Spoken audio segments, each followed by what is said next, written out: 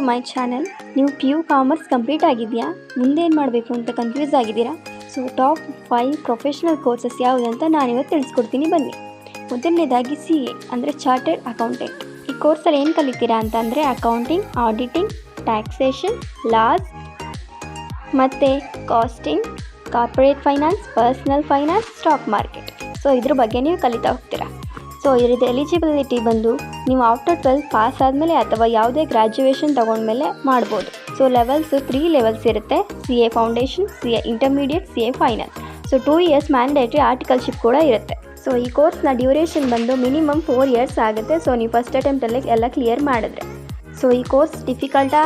S ಹೌದು. Passing rate ಬಂದು 10ಇಂದ 15% ಅಷ್ಟೇ ಇರುತ್ತೆ.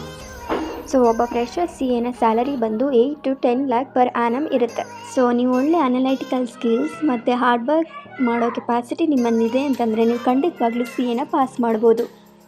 ಸೆಕೆಂಡ್ ಒನ್ CS ಅಂದರೆ ಕಂಪನಿ ಸೆಕ್ರೆಟರಿ. ಸೊ ಇದನ್ನು ನೀವು ಆಫ್ಟರ್ 12th ಆದಮೇಲೆ ಸ್ಟಾರ್ಟ್ ಮಾಡ್ಬೋದು.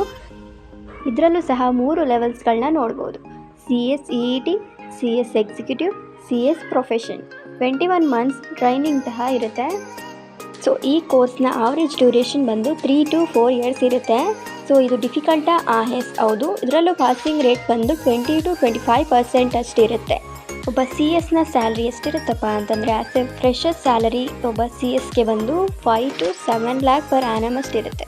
ಸೊ ಕನ್ಸಿಸ್ಟೆಂಟ್ ಪ್ರಾಕ್ಟೀಸ್ ಮತ್ತು ಟೈಮ್ ಮ್ಯಾನೇಜ್ಮೆಂಟ್ನ ನೀವು ಚೆನ್ನಾಗಿ ಮಾಡ್ತೀರಾ ಅನ್ನೋದೇ ಆದರೆ ಖಂಡಿತವಾಗ್ಲೂ CS ಎಕ್ಸಾಮ್ನ ನೀವು ಕ್ಲಿಯರ್ ಮಾಡ್ಕೋಬೋದು. ನೆಕ್ಸ್ಟ್ ಒನ್ CMA ಅಂದರೆ cost and management accountant. So ಇದರಲ್ಲಿ ನೀವು cost control, internal financial management, budgeting. So ಇದನ್ನು ನೀವು ಈ ಕೋರ್ಸಲ್ಲಿ ಕಲಿತಾ ಹೋಗ್ತೀರಾ. ಸೊ CMA ಕೋರ್ಸ್ನ ನೀವು ಆಫ್ಟರ್ 12th ಆದಮೇಲೆ ನೀವು ತೊಗೋಬೋದು. ಸೊ ಇದರಲ್ಲಿ ಲೆವೆಲ್ಸ್ ಬಂದು CMA foundation, CMA intermediate, CMA final. So 15 months practical training ಸಹ ಇದರಲ್ಲಿ ಇನ್ಕ್ಲೂಡ್ ಆಗಿರುತ್ತೆ. ಸೊ ಇದರ ಆವರೇಜ್ ಡ್ಯೂರೇಷನ್ ಬಂದು 3 to 4 years ಆಗುತ್ತೆ. Passing rate 20 to 25% ಅಷ್ಟಿರುತ್ತೆ.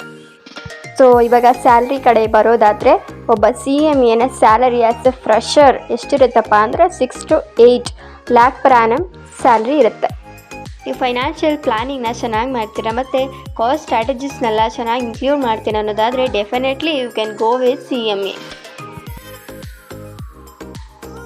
Next one of the most top course ಅಂತಲೇ ಹೇಳ್ಬೋದು MBA, masters of business administration. So ಈ ಕೋರ್ಸಲ್ಲಿ ನೀವು business management, leadership, marketing, finance ಬಗ್ಗೆ ನೀವು ಕಲಿತಾ ಹೋಗ್ತೀರಾ.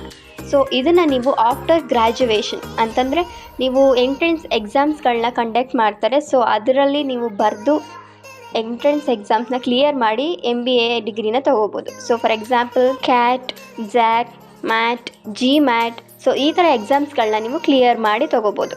ಸೊ ಇದರ MBAದ ಫುಲ್ ಡ್ಯೂರೇಷನ್ ಬಂದು 2 years ಆಗಿರುತ್ತೆ. ಸೊ ಇನ್ಸ್ಟಿಟ್ಯೂಟ್ ಫೀಸ್ ಎಲ್ಲ ಸೇರಿ 4 to 25 lakh ಅಷ್ಟು ನಿಮಗೆ ಫೀಸ್ ಆಗುತ್ತೆ. ಸೊ ಇವಾಗ ಸ್ಯಾಲ್ರಿ ಕಡೆ ಬರೋದಾದರೆ MBA ಫ್ರೆಷರ್ಗೆ ಸ್ಯಾಲರಿ ಎಷ್ಟಪ್ಪ ಅಂದರೆ 6 to 25 lakh per annum ಇರುತ್ತೆ.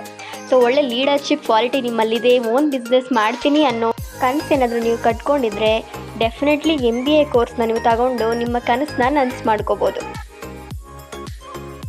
ಫಿಫ್ತ್ ಒನ್ CFA ಅಂದರೆ ಚಾರ್ಟರ್ಡ್ ಫೈನಾನ್ಷಿಯಲ್ ಅನಲೈಸಿಸ್ಟ್. ಸೊ ಇದರಲ್ಲಿ ನೀವು investment banking, asset management, portfolio management.